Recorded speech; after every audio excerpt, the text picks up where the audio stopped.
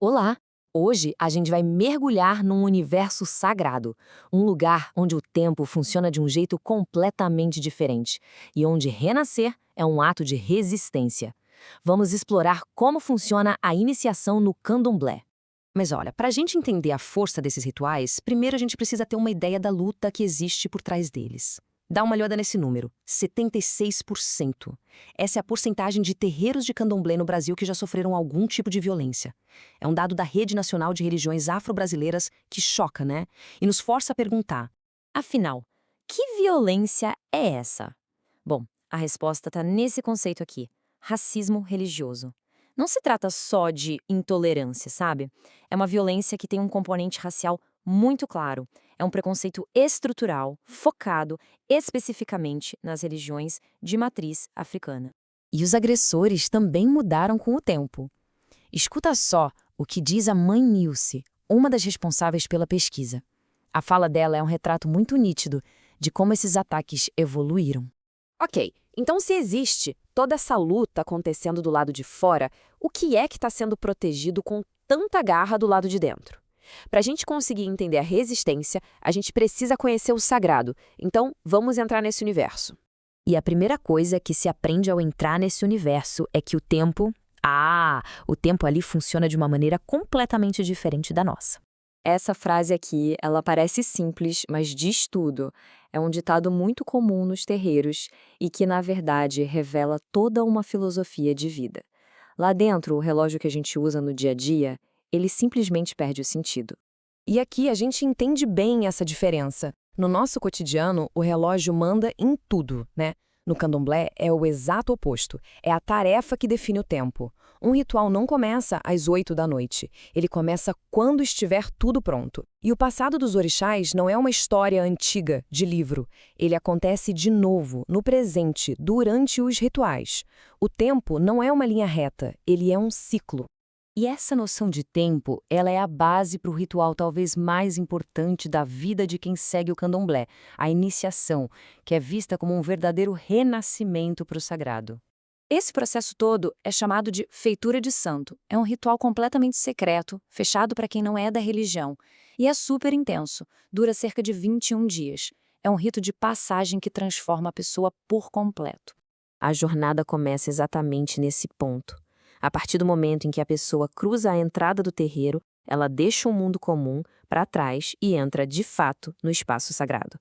Dali para frente, nada vai ser como antes.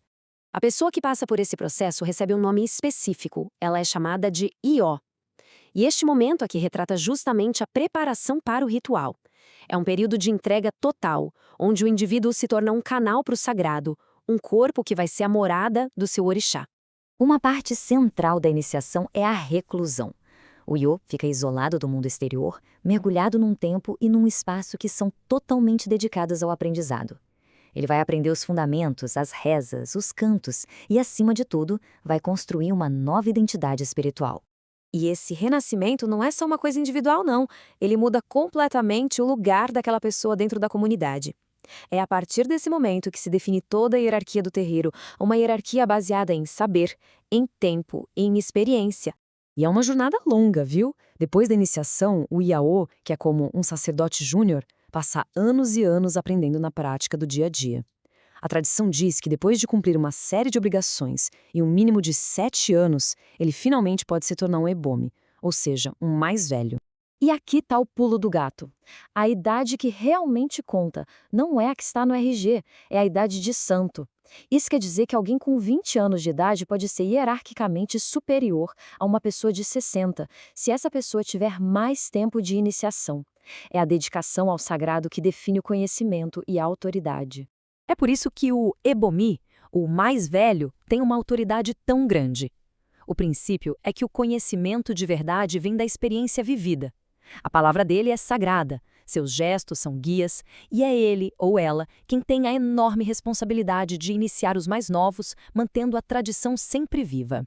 Agora, vamos juntar as peças. Como é que todo esse ritual interno tão complexo se conecta com aquela luta lá de fora pela simples sobrevivência? De que forma a iniciação se transforma num ato de resistência?